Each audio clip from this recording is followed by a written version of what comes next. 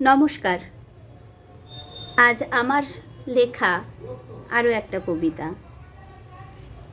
পলাশ ফুল খুব ভালোবাসত মেয়েটি, তাই অনেক খুঁজে নিজে হাতে গেঁথে নিয়েছিল একটা মালা তার খোঁপায় দেবে বলে।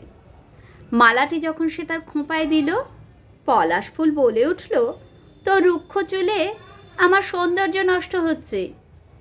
খুব যত্ন করে খুলে রেখেছিল সে। তারপর আর কোনোদিনও পলাশের মালা খোঁপায় দেয়া হয়নি তার।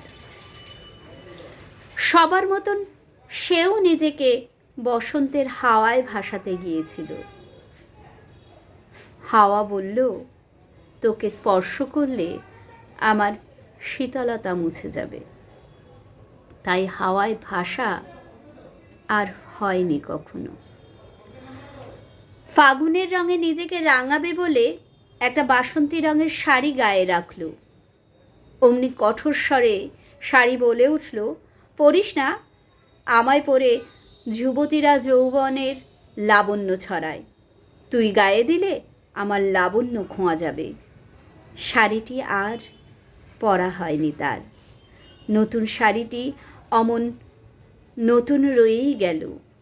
ফাগুনের ছন্দে তাল মিলিয়ে নাচবে বলে একটা ঘুঙুর হাতে তুলে নিল সে। ঘুঙুর বলল, তোর পায়ে আমি বেমানান। ঘুঙুর পরাও হয়নি কখনো। কোনো এক মন খারাপের সন্ধ্যায় নিজের মনেই গুনগুন করে উঠেছিল রবি ঠাকুরের একটা পছন্দের গানের কলি। কেউ একজন ব্যঙ্গ করে বলেছিল, তোর গলায় মানায় না, রবি ঠাকুরকে অপমান করিস না। গানটা আর গাওয়া হয়নি কোনো মন খারাপের সন্ধ্যায়। একদিন আয়নার সামনে দাঁড়িয়ে নিজেকে ভালো করে খুঁজতে গেল। আয়না হেসে বলল, তুই সরে যা, না হলে আমি ভেঙে যাব। আয়নার সামনে দাঁড়ায়নি আর কখনো। সব কিছু থেকে বঞ্চিত মেয়েটিও বাকি 5-10টা মেয়ের মতন একজনের মন পেয়েছিল। সেটাও কী কারণে, সেটা বুঝে উঠতে অনেক সময় লেগেছিল বোকা মেয়েটির। আজ সেই বসন্তের হাওয়ায় তার গানের সুর, ঘুঙুরের ছন্দ মিশে যায়। কেউ শোনে না, কেউ বাধাও দেয় না। যে পলাশের মালা গেঁথেছিল তার সাথেই মিশে গেছে।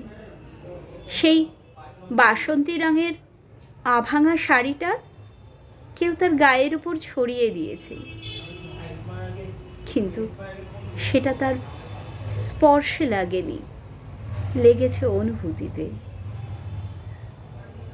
মিশে গেছে সে, মিশে গেছে সেই মেয়েটি ফাগুনের আগুনের সাথে। মিশে গেছে সেই অবহেলিত মেয়েটি ফাগুনের আগুনের সাথে। নমস্কার।